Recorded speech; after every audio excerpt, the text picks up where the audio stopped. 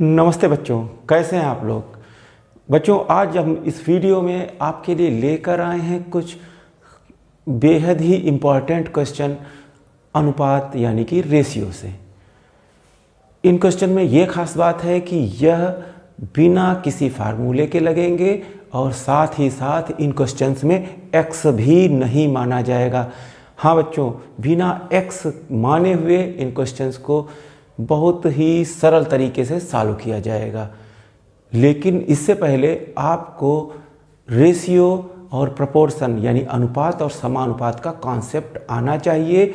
अनुपात और समानुपात के कॉन्सेप्ट को हमने अपने पिछले 2 वीडियो में बताया है, जिनका उसका लिंक आपको डिस्क्रिप्शन में मिल जाएगा। बच्चों, इस वीडियो के अंत में एक बेहद खास क्वेश्चन आपके लिए आपको मिलेगा, उसको ध्यान से देखिएगा। तो शुरू करते हैं आज का ये वीडियो। और पहला क्वेश्चन, 17 और 24 अनुपात में प्रत्येक में कितनी संख्या जोड़ी या घटाई जाए कि अनुपात 1:2 हो जाए। 17:24। बच्चों, हमने पिछले वीडियोस में बताया है कि अनुपात में अगर दोनों पदों में एक जैसी संख्या जोड़ी या घटाई जाए तो अनुपात के अंतर पर कोई भी फर्क नहीं पड़ता। तो यही बात यहाँ पर लागू होगी। 17:24 में कौन सी संख्या जोड़ी या घटाई जाए कि अनुपात 1:2 हो जाए। यहाँ पर हमको अंतर देखना है। अंतर कितना है? अंतर है 7। और यहाँ पर कितना अंतर है? अंतर है 1 का। अंतर 1 का, यहाँ पर 7 का अंतर है और यहाँ पर अंतर 1 का। हम फिर उस बात को रिपीट कर रहे हैं कि किसी भी अनुपात में अगर दोनों पदों में समान संख्या जोड़ी या घटाई जाए तो अनुपातिक पदों के अंतर पर कोई भी फर्क नहीं पड़ता। यहाँ पर अंतर 7 है, अंतर 7 यहाँ पर भी होना चाहिए। 7 अंतर लाने के लिए 7 से करते हैं गुणा, तो यहाँ पर हो जाएगा, यहाँ भी 7 से गुणा होगी, यहाँ भी 7 से गुणा होगी। 2 सत्ते 14 आया और यहाँ पर आया 7। अब देखिए, 17 से 7 हो गया और 24 से 14 हो गया। 17 से 7 हुआ यानी कितना घटाना पड़ा? 10 घटाना पड़ा। और 24 से 14 हुआ तो 10 घटाना पड़ा, यानी कि संख्या है 10। प्रश्न में पूछा गया है कि कौन सी संख्या जोड़ी या घटाई जाए, तो जोड़ना नहीं है, सिर्फ और सिर्फ घटाना है, और वह भी 10, यानी उत्तर हुआ 10 घटाया जाए। अब बढ़ते हैं अगले क्वेश्चन की ओर।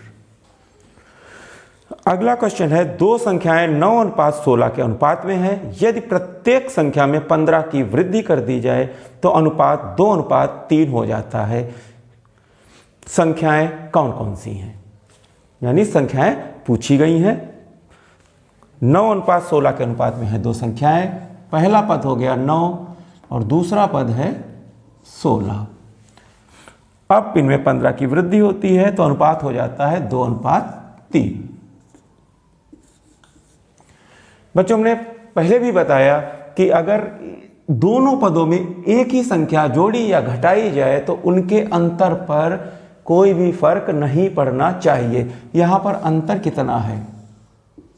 अंतर है 7 का और यहाँ पर अंतर है 1 का। यहाँ अंतर बराबर होना चाहिए तो अंतर बराबर करते हैं, 7 से उठा के गुणा करते हैं। यहाँ भी 7 से गुणा की और यहाँ भी 7 से गुणा की। यहाँ पर आ गया 21 और यहाँ पर आया 14। अब बच्चों देखते हैं, पहले संख्या थी 16, अब हो गई 21।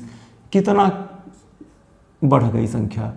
5 की वृद्धि हुई, जबकि और इधर भी 5 की वृद्धि हुई, 9 और 5 14। जबकि क्वेश्चन में कहा गया है कि 15 की वृद्धि की जाए, यानी कि 15 जोड़ा जाए। तो हमारा तो 5 आ रहा है, 5 को बनाएंगे 15 और 5 को 15 बनाने के लिए 3 से गुणा करेंगे। अब 3 से गुणा हम यहाँ पर कर देंगे और 3 से यहाँ पर तो हमारी संख्याएं आ जाएंगी 9 तियां 27 और 16 तियां 48। अगर आपको कोई समस्या होती हो, कोई दिक्कत होती हो तो कमेंट में ज़रूर बताइएगा। अब अगले क्वेश्चन की ओर। दो संख्याओं के योगफल का 30% उनके अंतर के 40% के बराबर है, तो बड़ी संख्या तथा छोटी संख्या का अनुपात कितना है? दो संख्याओं का योगफल का 30%। संख्याएं मान लेते हैं, एक संख्या a है और दूसरी है b।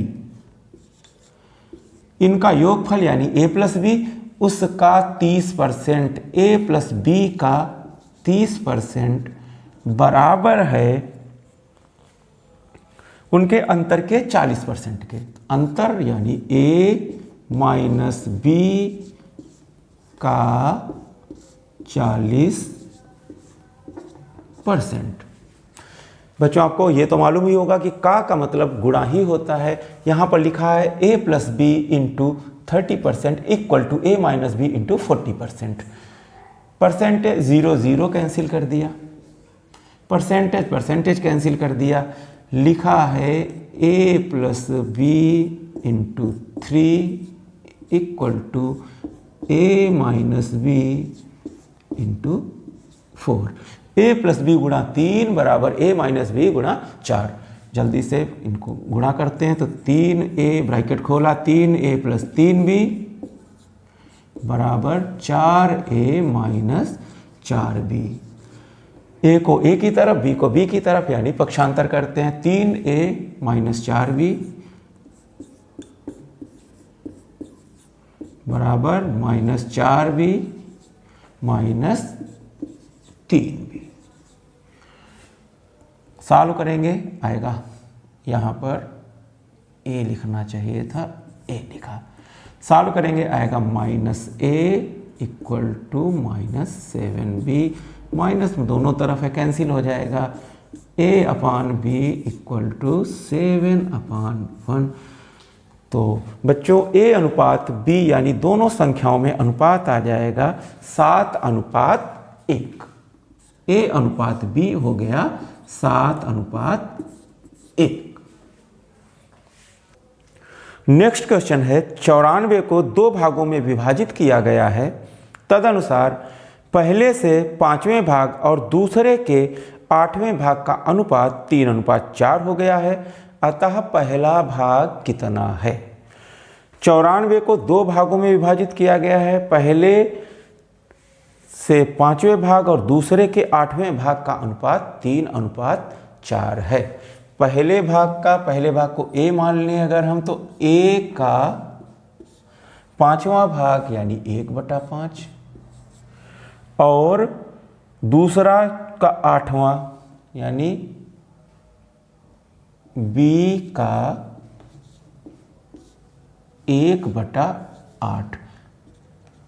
ये है 3:4। बच्चों यहां पर थोड़ा सा ध्यान दीजिएगा।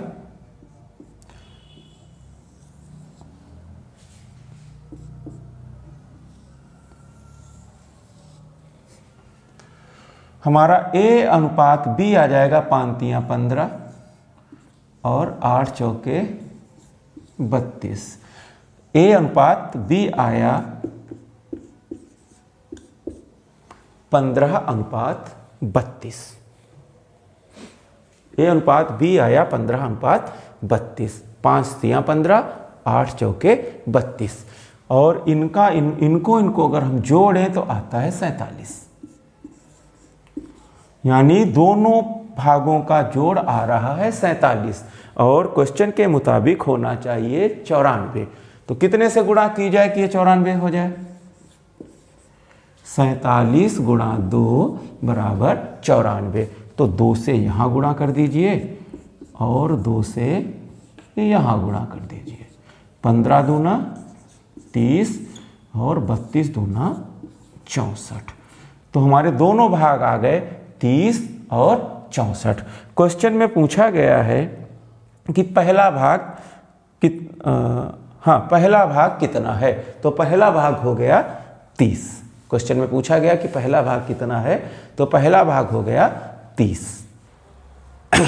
बच्चों ये क्वेश्चंस आप भी घर में ट्राई कीजिए, जो हम लगवा रहे हैं वो ट्राई कीजिए, और इनसे मिलते जुलते जो आपके बुक्स हों आपके पास उनसे, या किसी नेट पे भी तमाम क्वेश्चंस मिल जाते हैं, आप लोग ले रखे होंगे, तमाम चैनल सब्सक्राइब कर रखे होंगे, तो इस मेथड से आप उनको लगाइए, देखिएगा बड़ी आसानी से क्वेश्चंस लगेंगे। तो अब अगले क्वेश्चन की ओर बढ़ते हैं। क्वेश्चन है रुपए 300 की राशि पी, क्यू तथा आर में इस प्रकार बांटी गई है कि क्यू को पी से 30 रुपए अधिक मिलते हैं और आर को क्यू से 60 रुपए अधिक मिलते हैं, तो उनके हिस्से का अनुपात क्या है। पी क्यू आर 3 लोग हैं, पी क्यू और आर। क्यू को पी से 30 रुपए अधिक मिलते हैं, यानी इसको जो भी पैसा मिलता है उससे इसको 30 रुपए ज़्यादा मिलते हैं। और फिर क्या कहा गया है कि आर को क्यू से 60 रुपए ज़्यादा मिलते हैं। आर जो है वो इससे यानी क्यू से 60 रुपए ज़्यादा पाता है। तो बच्चों यहाँ पर थोड़ा ध्यान दीजिए, आर को पी से कितने ज़्यादा मिल रहे हैं। आर को पी से मिल रहे हैं 30 और 60 यानी 90 रुपए ज़्यादा।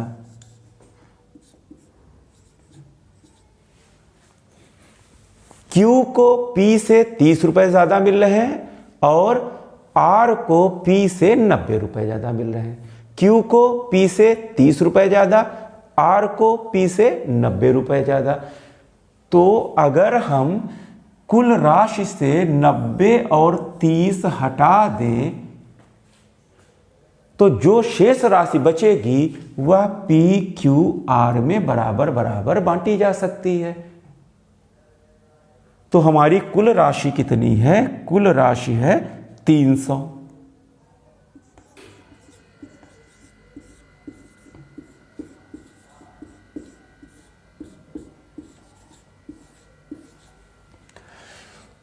क्यू और आर को जो एक्स्ट्रा मिल रहा है वो मिल रहा है 90 प्लस 30 यानी 120 रुपए। तो इसमें से पहले हम 120 घटा देते हैं और जब इसमें से 120 घटाएंगे तो कितना बचेगा? बचेगा 180। कितना बचेगा? 180 रुपया। और इस 180 रुपए को 3 जगह हम बांटे दे रहे हैं, पी क्यू आर। 60 60 60, क्योंकि कुल राशि कितनी? 180, 3 जगह बांटी। अब क्यू को 30 रुपए ज़्यादा दिए और इसको 90 रुपए ज़्यादा दिए, तो इनके पास हो गए 90 रुपए और इनके पास हो गए 150 और इनके पास 60।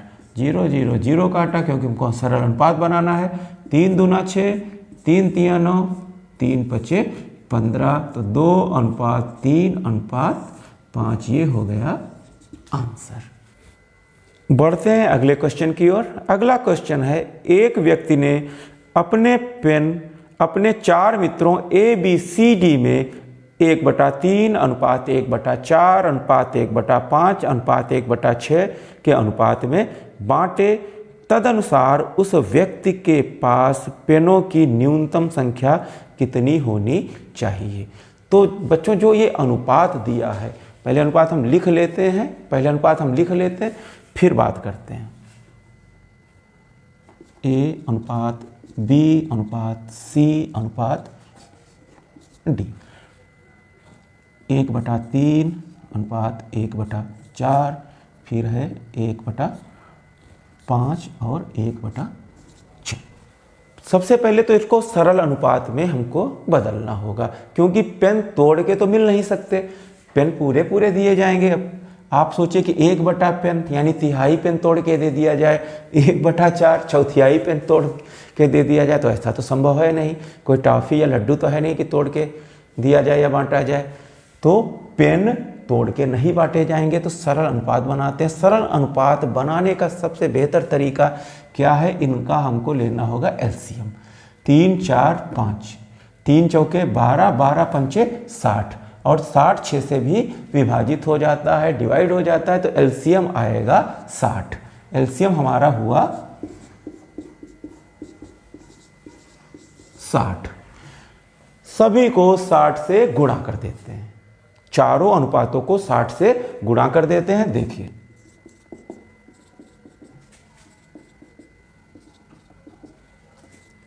20, 15, 12, तो अनुपात आ गया 20 अनुपात 15 अनुपात 12 अनुपात 10। बच्चों अब इसको हम और सरल नहीं कर सकते क्योंकि इन चारों में कोई भी कॉमन फैक्टर नहीं है। ये 2 से कट जाएंगे, ये 2 से नहीं कटेगा, ये 3 से कट जाएंगे तो ये नहीं कटेंगे, यानी ये सरल चारों अनुपात सरल अनुपात में दिए हैं। अब देखिए ए को 20 पेन मिल रहे हैं, बी को 15 पेन मिल रहे हैं, सी को 12 पेन मिल रहे हैं, डी को 10 पेन मिल रहे हैं। इनको जोड़ते हैं तो 5 2 होता है 7, 2 1 3 1 4 1 5, यानी कुल पेन कम से कम 57 होने चाहिए। न्यूनतम संख्या कितनी होनी चाहिए? न्यूनतम संख्या होनी चाहिए 57। अगर 57 से कम पेन है तो इस अनुपात में बंटवारा नहीं हो सकता। बच्चों अगला क्वेश्चन बड़ा ही कीमती है। कीमती क्यों है, अभी क्वेश्चन पढ़ते हैं, आप जान जाएंगे। हीरे के एक टुकड़े का मूल्य उसके भार के वर्ग के अनुसार परिवर्तित होता है। तदनुसार यदि 5184 मूल्य का एक हीरा 3 टुकड़ों में काटा जाए और उनके भार का अनुपात 1:2:3 हो तो इस प्रकार के काटने से हुई हानि ज्ञात कीजिए। बच्चों हीरे से जुड़ा प्रश्न है तो कीमती तो होगा ही, आप खुद समझ सकते हैं। और ये तो खैर हंसी मजाक की बात थी, लेकिन यह क्वेश्चन बड़ा ही इम्पॉर्टेंट है और ज़्यादातर अगर आप देखेंगे तो इसको x मानकर या किसी न किसी फार्मूले से लगवाते हैं। कोई ज़रूरत नहीं है, बस ध्यान दीजिए इस क्वेश्चन में कहा गया है। और वैसे भी जनरली हीरा जितना बड़ा होगा उतना ज़्यादा कीमती होगा। मूल्य है, हीरे का मूल्य है, कीमत है 5184। चूंकि वर्ग के ये मूल्य दिया है और मूल्य निर्धारित होता है भार के वर्ग के अनुसार, तो इसका अगर हम वर्गमूल निकालें तो इसका भार आ जाएगा।